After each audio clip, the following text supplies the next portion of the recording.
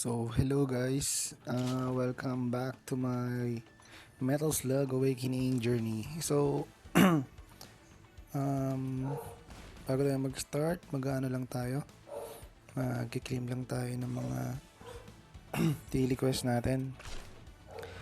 Tapos, gusto ko lang i-address yung excuse me. Gusto ko lang i-address yung free-to-play tsaka pay-to-win matter.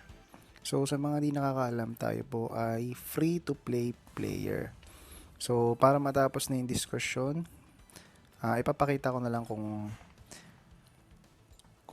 bakit tayo free-to-play tsaka ano yung evidence na free-to-play tayo. So, C-server pala tayo. C-server 3. Tapos, syempre, sa Pinoy, magtatagalog tayo. Kasi,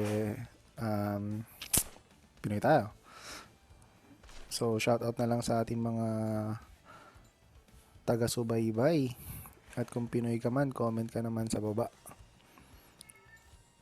So, yun, magkiklaim lang tayo ng mga dailies natin, tsaka mga club donation. So, kung English ka, no, sana in the future maintindihan mo to. Aral ka muna Tagalog.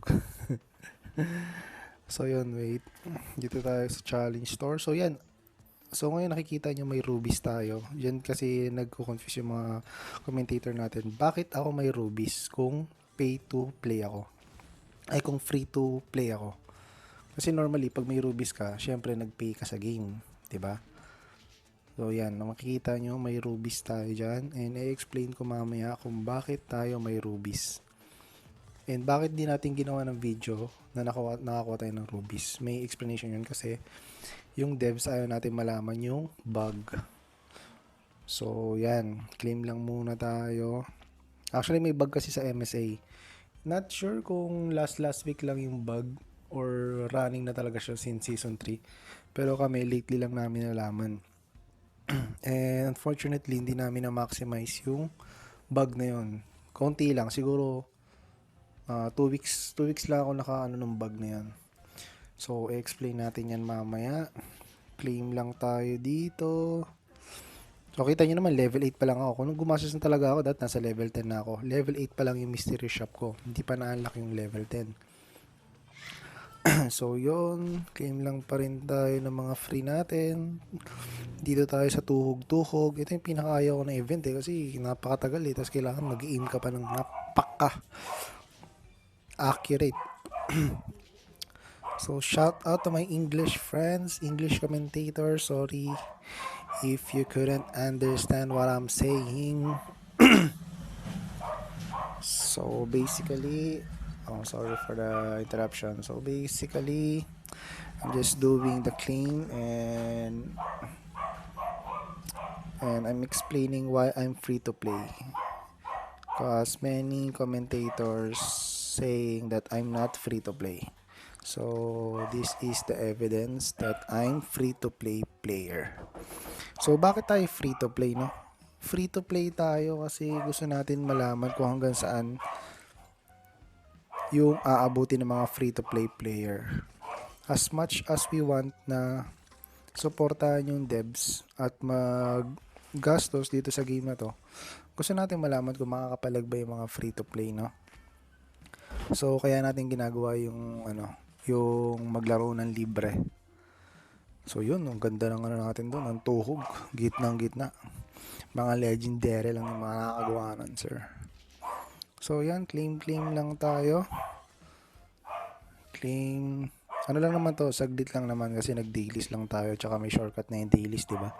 Kung nasa season 5 na kayo, maganda na yung season 5 kasi maraming bonus features na, mapapadali na yung dailies nyo. So yun, dito tayo sa Merry Christmas event. Huwag niyong kakalimutan to kasi hindi to nagno-notif. So kailangan pupuntahan mo siya para makadraw ka. Tapos wala rin ako ng invite friends kasi hirap ng walang friends. Kailangan may friend ka na old friends, old gods. So yun, nag-claim lang tayo. So dito i-explain na natin, I think, kung paano tayo naging free to play. So, as you can see dito sa pack store, kung maalala nyo sa season 2, meron ditong infusion card. Kung naalala nyo yung infusion card, basta makikita nyo yung sa jaw operation. So, dito may infusion card guys, na nabibili mo siya ng Sapphire. So, ngayon, para nakita na ng devs, nakita na yung mga bug, nawala na siya. So, pag binili mo yon Sapphire, tapos sasabihin sa'yo na wala na infusion card event, i-convert na lang namin to sa Ruby. So, yun yung explanation bakit tayo may Ruby guys. Yan. So, naka 2 weeks tayo doon. Meron tayong free Ruby. So, ito yung hard na evidence na hindi pa ako nagta-top up. So, tignan nyo dito sa first top up, kung meron tayong tinop up dyan, meron na tayong free yan.